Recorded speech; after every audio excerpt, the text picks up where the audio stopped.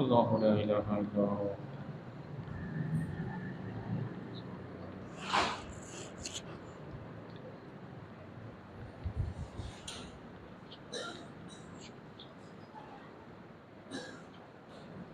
اللہم انت ربی لا الہ الا انت خلقتنی۔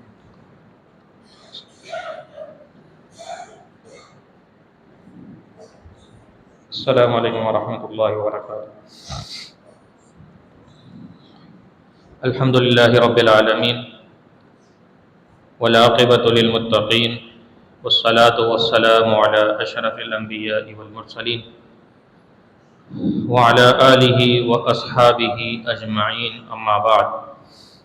رب اشرح لی صدری ویسر لی امری واحلل عقدۃ من لسانی یفقہوا قولی، رب زدنی علما۔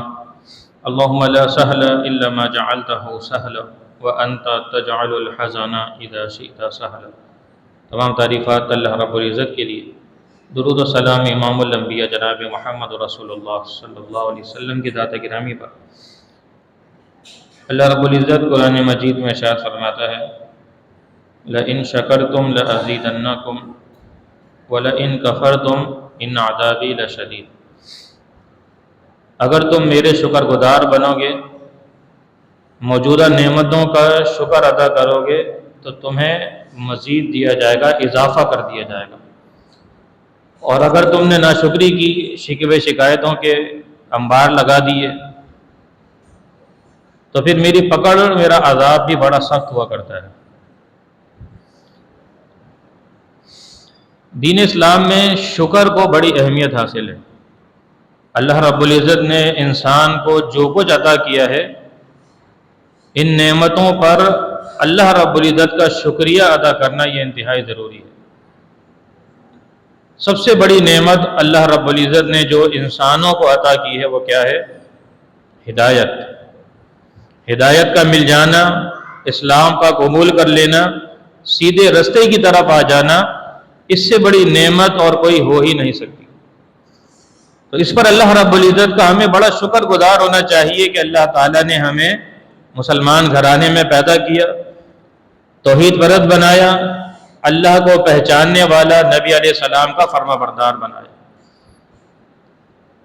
نبی کریم صلی اللہ علیہ وسلم نے اپنی کئی احادیث میں شکر کی فضیلت اور شکر ادا کرنے کی ترغیب دلائی ہے۔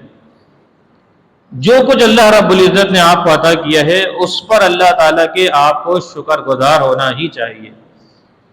جس انسان پر اللہ کی جتنی زیادہ نعمتیں ہوں، اسے اتنا اللہ تعالیٰ کا شکر گزار ہونا چاہیے۔ نبی کریم صلی اللہ علیہ وسلم کی زندگی ہمارے لیے آئیڈیل ہے، نمونہ ہے۔ آپ صلی اللہ علیہ وسلم کا طرز عمل کیا تھا؟ امہات المومنین فرماتی ہیں کہ نبی صلی اللہ علیہ وسلم راتوں کو اتنا لمبا قیام کرتے کہ آپ صلی اللہ علیہ وسلم کے قدم مبارک سوج جایا کرتے، ورم آ جاتا۔ ہم نے کہا، اے نبی علیہ السلام، آپ پر تو کوئی گناہ موجود ہی نہیں ہے، معصوم عن الخطا ہیں، پھر اتنی عبادت کیوں کرتے ہیں؟ تو نبی علیہ السلام نے بڑا ہی پیارا جواب دیا، اور آپ علیہ السلام فرما رہے ہیں، افلا اکون عبدا شکورا، کہ کیا میں اللہ کا شکر گزار بندہ نہ بن جاؤں؟ جب اللہ تعالیٰ مجھے اتنا نواز رہا ہے، اللہ تعالیٰ نے مجھے امام الانبیاء بنا دیا، سید الرسل بنا دیا، قیامت کے دن سب سے پہلے میری قبر کو چیک کیا جائے گا، جنت میں مجھے سب سے پہلے داخل کیا جائے گا، بڑے بڑے فضائل اللہ نے مجھے عطا کیے ہیں، تو کیا ان نعمتوں پر میں شکر گزار نہ بنوں؟ مطلب یہ ہے کہ مجھ پر جتنے انعامات اللہ کے ہیں، اتنا ہی شکر ادا کرنا میرے اوپر لازم اور ضروری ہے۔ قرآن مجید میں اللہ رب العزت انسانوں کی اس عادت کا شکوہ کر رہا ہے۔ کیا ارشاد فرمایا؟ وَقَلِيلٌ مِّنْ عِبَادِيَ الشَّكُورُ، میرے بندوں میں سے تھوڑے ہی ہوتے ہیں جو میرے شکر گزار ہیں۔ قَلِيلًا مَا تَشْكُرُونَ، تم بہت تھوڑا اللہ کا شکریہ ادا کرتے ہو۔ یہی انسانوں کی عادت ہے کہ انسان ہمیشہ بھلائی کا طلبگار ہوا کرتا ہے کہ مجھے جلدی ملنے والا اس دنیا کا فائدہ حاصل ہو جائے، اسی کے لیے وہ اپنی پوری زندگی گزار دیتا ہے، اور جو موجودہ نعمتیں اللہ نے اسے دے رکھی ہیں اس سے وہ صرف نظر کر کے رکھتا ہے۔ انسان اپنے وجود کے اوپر غور کرے، میں اپنے وجود کے اوپر دیکھوں تو اللہ تعالیٰ نے مجھے ایک ایسا جسم عطا کیا ہے کہ جسے میں اپنی مرضی سے حرکت دے رہا ہوں، اپنی مرضی سے چلتا ہوں، پھرتا ہوں، کھا رہا ہوں، پی رہا ہوں، ہر ایک جسم کا حصہ میری مرضی کے تابع ہے۔ لیکن اس کے باوجود میں شکوے یہ کرتا ہوں کہ میرے اوپر بڑی ہی تنگی ہے، مال و دولت کی وہ فراوانی موجود نہیں جو میرے فلاں بھائی کے پاس موجود ہے۔ حالانکہ جو جسم، جو زندگی میں گزار رہا ہوں وہ زندگی لاکھوں کروڑوں انسانوں کا خواب ہے۔ اسپتالوں کے ذرا آپ چکر لگائے، ذرا ایک نظر اسپتالوں کی جانب دیکھیں، جو لوگ بستروں کے اوپر مہینوں سے موجود ہیں، جو اپنے پیروں کو اپنی مرضی سے حرکت نہیں دے پاتے، ان کی خواہش یہ ہے کہ ہمارا سارا مال ہم سے لے لیا جائے اور ہم اپنے پیروں پر چلنے کے قابل ہو جائیں۔ تو کیا نتیجہ نکلا کہ پوری زندگی کی کمائی، آباء و اجداد کا حاصل کیا ہوا ورثہ ایک طرف رکھ دیا جائے اور ایک انسان اپنی مرضی سے اپنے وجود کو حرکت دے دے، یہ زیادہ بہتر اور افضل ہے بجائے اتنا زیادہ مال و دولت جمع کر لینے کے۔ ایسے کئی واقعات ہمارے سامنے موجود ہیں، تاریخ کے اندر موجود ہے کہ جو اپنی پوری زندگی کی کمائی دینے کے لیے تیار ہیں، صرف اس شرط پر کہ ہمیں صحت دے دی جائے اور یہ اربوں خربوں ڈالر ہم آپ کو دینے کے لیے تیار ہیں، ہمیں صرف شفا مل جائے۔ لیکن جو فری میں مجھے اور آپ کو شفا ملی ہوئی ہے، اس کی ہمیں کوئی قدر نہیں ہے، اس کا کوئی شکریہ نہیں ہے۔ ایک یا دو باتیں آپ کے سامنے میں حوالے سے ذکر کرتا ہوں۔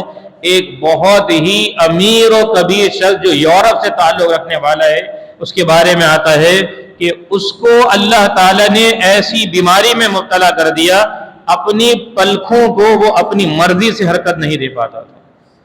ایک دن میں ہم کتنی مرتبہ بھر کے جھپک لیتے ہیں بغیر کسی تکلیف کے، یہ اللہ کی بہت بڑی نعمت ہے۔ ایک ایک چیز پر آپ غور کریں، حیرت کے پہاڑ آپ کے اوپر ٹوٹتے چلے جائیں۔ اس شخص کے لیے کیا چیز تھی کہ مشینوں کے ذریعے سے دن میں صرف ایک مرتبہ اس کی پلکوں کو اوپر اٹھایا جاتا تھا اور واپس نیچے کر دیا جاتا تھا، لاکھوں ڈالر وہ ادا کرتا تھا اس ایک حرکت کرنے کی وجہ سے۔ اس سے جب پوچھا گیا کہ آپ کی زندگی کا سب سے بڑا خواب اور خواہش کیا ہے، تو وہ آگے سے کہتا ہے کہ بھائی میری خواہش یہ ہے، یہ جو میں نے اتنا مال پوری زندگی جمع کرتا رہا، یہ اربوں خربوں ڈالر موجود ہیں، کوئی شخص یہ سب مال مجھ سے لے لے اور مجھے صرف اتنی اجازت دے دی جائے کہ دن میں کم از کم 2 یا 3 مرتبہ اپنی مرضی سے میں اپنی پلکوں کو حرکت دے لوں، کیونکہ جو لذت، جو مزہ اپنی مرضی سے پلکوں کو حرکت دینے میں ہے، وہ اس مشینری کے ذریعے سے مجھے حاصل نہیں ہو رہا۔ اللہ اکبر! یہ کتنی بڑی نعمت ہے جس سے میں اور آپ غفلت کا شکار ہیں۔ مسجد نبوی کے اندر ایک شخص بیٹھا ہوا ہے، یہ بات کئی شیوخ بھی بیان کر چکے ہیں، مختلف اسپیکر بھی بیان کرتے رہے ہیں۔ کہتے ہیں مسجد نبوی میں ایک شخص بیٹھا ہوا ہے اور اس کے پاس ایک پیالہ، ایک گلاس موجود ہے، ہاتھ میں روئی ہے، بار بار ڈبوتا ہے اور اپنی زبان سے لگاتا ہے۔ کسی نے پوچھا کہ بھائی یہ کیا کر رہے ہو؟ وہ آگے سے کہتا ہے کہ میرے ساتھ معاملہ یہ ہے، مجھے بیماری یہ لاحق ہو گئی ہے، یہ جو زبان پر لعاب موجود ہوتا ہے، جو تھوک ہے، جس کی ہمیں اہمیت کا اندازہ نہیں ہے، وہ شخص کہتا ہے مجھے یہ بیماری ہے، یہ لعاب بننا میرے منہ میں ختم ہو گیا ہے، جس کی وجہ سے میری زبان میرے تالو سے جا کر چپک جاتی ہے، میں بات کرنے کے قابل نہیں رہتا۔ اگر اپنی زبان کو، اپنے منہ کو میں بار بار تر نہ کروں، گیلا نہ کروں، تو میں بات کرنے سے قاصر رہوں گا۔ یہی وجہ ہے کہ ہر 1 منٹ کے بعد روئی کو لیتا ہوں، کپڑے کو لے کر اپنی زبان پر لگاتا ہوں، نمی آ جاتی ہے، پھر میں اللہ کا ذکر کرنے کے قابل ہوتا ہوں۔ اللہ اکبر! ذرا غور کرے، تصور میں لائیں کہ اگر اللہ تعالیٰ، اللہ نہ کرے یہ بیماری کسی کو لاحق ہو جائے تو وہ اللہ کا ذکر کرنے سے بھی غافل ہو جائے گا، وہ اللہ کا ذکر بھی نہیں کر پائے گا۔ لیکن ہماری نگاہیں کہاں ہوتی ہیں؟ دوسرے کے مال پر اس کے اسباب پر، گھر بار پر، اس کی نعمتوں پر ہماری نگاہیں ہوتی ہیں۔ اللہ تعالیٰ قرآن میں فرما رہا ہے لا تمدن عینیک الی ما متعنا، اے نبی صلی اللہ علیہ وسلم لوگوں کو تعلیم دی جا رہی ہے، کیونکہ نبی علیہ السلام تو دنیا کے کوئی حریص نہیں تھے، دنیا کے خزانے آپ کے قدموں میں رکھ دیے گئے، آپ نے انکار کر دیا، کہا ایک دن میں بھوکا رہنا چاہتا ہوں، ایک دن میں پیٹ بھر کر کھانا چاہتا ہوں، تاکہ اللہ کا شکر گزار بھی بن کر رہوں اور صبر کر کے اجر و ثواب بھی حاصل کر لوں۔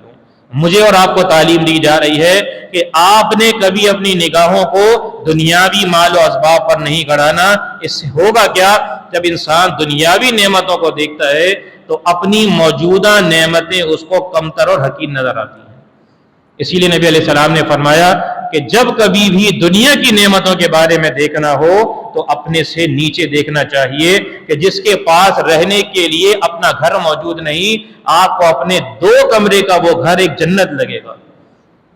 جو گرمی کے، یہ جو شدید گرمی کا آج دن موجود تھا، اندازہ کریں کہ جو شخص ایک کچے گھر میں رہتا ہو، جو اوپر کے فلور پر رہنے والا ہو، جس کے گھر میں ٹین کی چادریں پڑی ہوئی ہوں اور وہ اس گھر کا بھی 10, 12, 15 ہزار روپے کرایہ ادا کر رہا ہو، اس گرمی میں اس کا کیا عالم ہوگا، اس کے پسینے جسم سے چھوٹ رہے ہوں گے۔ تب مجھے اور آپ کو احساس ہوگا کہ جو 2 کمرے کا 80, 120 کا اس کا گھر اللہ نے ہمیں دیا ہے، یہ تو دنیا میں ہی اللہ نے ہمیں جنت دے دی ہے۔ اسی طرح ایک ایک نعمت کو دیکھتے چلے جائیں۔ ہاں، دین کی باری آئے تو آپ کو اپنے سے اوپر دیکھنا چاہیے کہ فلاں شخص اتنی تہجد پڑھتا ہے، نمازوں کا پابند ہے، دین کے معاملے میں اپنے سے اوپر دیکھا جائے، دنیاوی معاملات میں اپنے سے نیچے دیکھا جائے۔ اللہ کا شکر ادا کرنے کے لیے یہ چیزیں بڑی ہی معاون اور مومد ہوں گی۔ ایک آخری حدیث بیان کر کے بات مکمل کرتا ہوں۔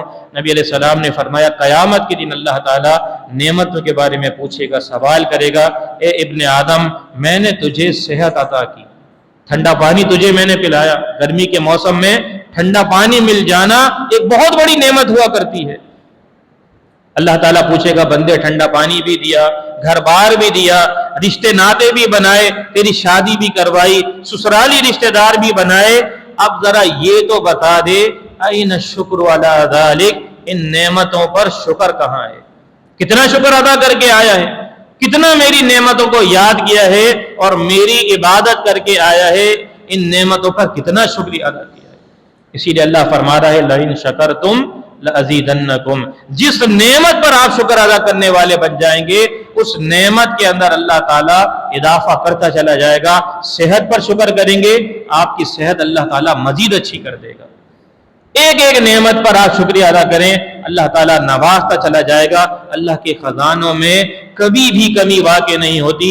جب سے دنیا بنی ہے تب سے لے کے آج تک اللہ خرچ کرتا چلا جا رہا ہے، ذرہ برابر بھی کمی واقع نہیں ہوتی۔ لہذا اللہ کے شکر گزار بندے بن جائیے۔ اللہ تعالیٰ مجھے اور آپ کو عمل کرنے کی توفیق عطا فرمائے۔ وآخر دعوانا الحمدللہ رب العالمین۔